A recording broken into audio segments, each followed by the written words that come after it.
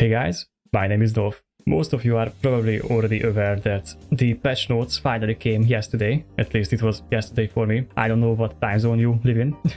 I'm just a casual EU folk who's going to actually play on the Zinnerville server. So if you want to do the open world content together with me, then make sure to join the Zinnerville server as well. But let's stay on topic. I want this video to be very quick and very short, so I'm only going to be talking about the very important stuff, so let's actually jump right into it. A lot of people have already covered, actually most content creators have already covered what this article is about, but I still wanted to give you guys my opinion and my take on this whole thing. So I'm not going to read through this whole thing, but the main things I want to cover are going to be the knowledge vault, the power pass and the adventurer's path, as well as some of these free-to-play focused changes, and also the enhanced tier 1 and tier 2 enhancing chances and the lowered upgrade math requirements. So let's start with the first one, the knowledge vault. This is basically a system that allows you to boost your characters in a free-to-play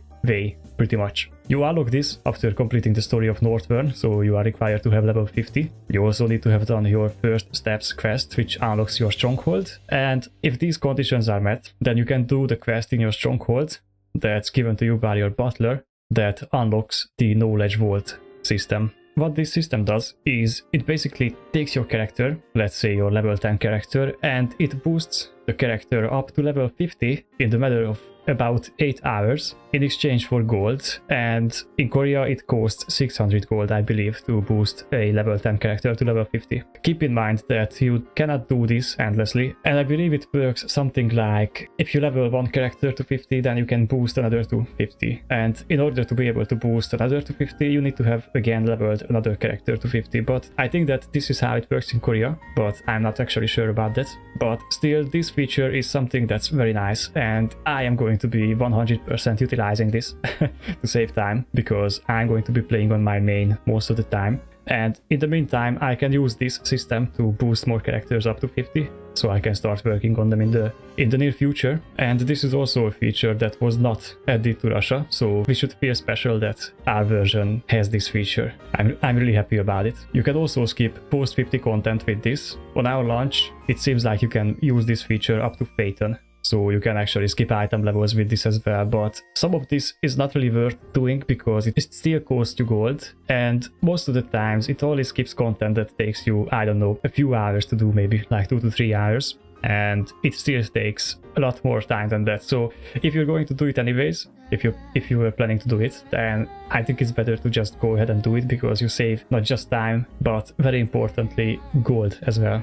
Okay, so that's all about the knowledge vault system. Let's move over to, well, very quickly I also wanted to say that we will start with DirectX 11, which is a huge change. Like, you have no idea how big this is. If you haven't played the game on DirectX 9, then, well, let me tell you, DirectX 11 gives the game a huge performance boost. Like, we're talking about 20 to 30% in FPS increases, depending of course on a lot of things like your PC setup and whatnot. But what this helps with is mostly your game's performance in populated areas. So like in towns it reduces the stuttering, but if you still experience stuttering in populated areas, then I would advise to try to move your game over onto an SSD drive instead of an HDD. And then if that still not fixes your stuttering, then it might be that you need a faster hard drive than your current SSD. So yeah, DirectX 11 is absolutely an amazing change, and this is also a reason to feel special, because yet again this feature has only very recently, like about a month ago, has been added to Korea. So us getting this right from the launch is just like, I don't know. It's very nice. I think a good way to look at this is basically NA and EU being the smallest child in the family and the parents being basically Korea and Smilegate. And we have the privilege to get all the exciting stuff right from the get-go, and in the meantime Russia and Japan has to wait for all this content. So yeah, we have it good. I'm gonna say that much. We have it really good. Okay, so the next thing I wanted to talk about was the Power Pass at the Adventurer's Path. So the Power Pass is basically the boost that you can pay real money for, and it's an instant boost, pretty much an instant boost. You also need to complete the Adventurer's Path that I will talk about in just a moment, but we are getting not just one, but 2 Power Passes for free, and you get your first one once you reach level 50 and you complete the story of Northern, and after that, if you have used your first Power Pass, you get another one for free. So we're pretty much getting 2 free passes, which means you can have 3 level 50 characters as soon as you finish the story. The Adventurer's Path is the short version of the story. It takes you through the main parts of the story, so you only need to watch like a few cutscenes and complete the major like dungeons of the story. So I think it takes like about 15 or 20 minutes to complete, and as soon as you're done, you're level 50 in Northern. I think you have your 250 or your 302 set, and you also get, I believe, the entire story completed, including most side quests, up to Shropshire. So that actually includes Shropshire, I'm pretty sure. Yeah, so I'm not sure if we're going to have like Power Passes, the payable boost, right from the launch. I don't think so, but this kind of suggests that we will, but maybe I'm wrong. I don't think it actually matters, to be honest, because of all the tier 3 stuff and the catch-up mechanics and everything. But I am extremely happy about this, because this will allow me to play the game and actually do content that I enjoy, instead of having to level ults mindlessly because I want to play efficiently. But that's just how I play games, you know. So yeah, take this with a grain of salt and just know that you don't have to play the game as I do, because this game lets you play very casually and still keep up with the content. And if you play hardcore, then of course you will have the edge over people who don't have so much time to play the game. But you can still do every content in this game if you don't have like, I don't know, it's completely fine if you have like 1 or 2 hours to play the game pretty much every day, but you don't actually have to play every day. All you need to do is make sure to do most of your daily stuff, and you really want to make sure to complete the weekly content every week that you can. Alright, other than that, the last thing that I wanted to talk about that currently is in this article, because the rest has been removed actually, is the free-to-play focus changes. So, well, this is just one example, but many things have been changed apparently. But this is the biggest thing actually. You used to be able to pay blue crystals at the end of raids to get more upgrade mats. And this has been changed very recently in Korea again, after the last Loaon event last year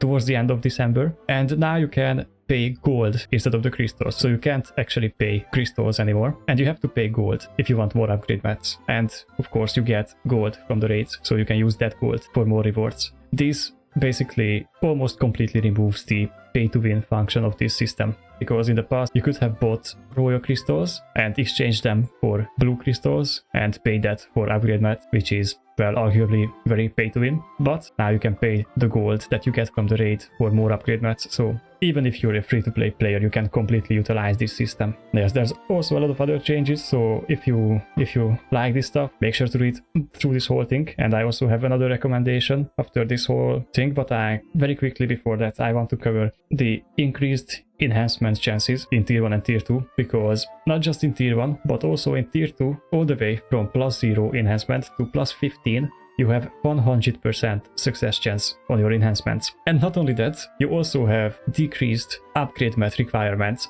So progressing through tier 1 and tier 2 is going to be pretty much a walk in the park, even if you have never played this game before. And, well, you could argue that this is not good, and it would have been a lot better to give everyone a lot of time to progress through tier 1 and tier 2 in a very casual way, so they can do all the side content and everything like that. But I think that this is actually good. You might think I'm on copium for saying this, but maybe you're right.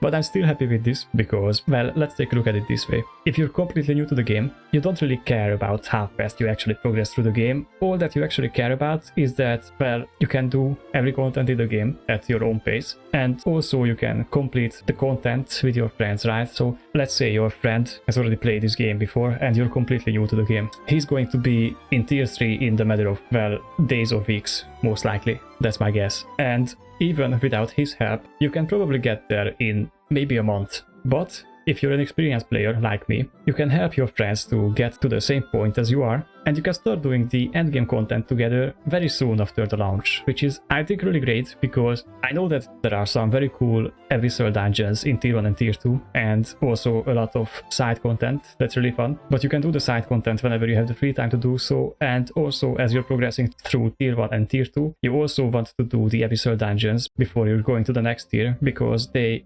give you gold, which is pretty much the core currency in this game. So you are still going to experience it, you just don't have to grind it mindlessly for not so efficient amounts of gold, and also upgrade mods that you're going to be pretty much throwing out the window once you reach tier 3. So yeah, that's my opinion on it. I think it's great that everyone's going to be in tier 3 pretty fast, and once the actual really cool content like the Legion raids start releasing, we all have a fair chance at completing them, and we are all starting from pretty much the same point. I just cannot wait to actually get to Legion raids. Like, the Legion raids are the best part of this game. I don't think there has to be an argument about that, but of course it comes down to whatever you enjoy. Like, if you like the side content, if you like collecting all the collectibles, if you like completionist stuff, then there's a lot for you to do in this game, and you don't have to do any of the endgame raiding to enjoy this game. But for me, the best part is actually raiding and doing content with my friends,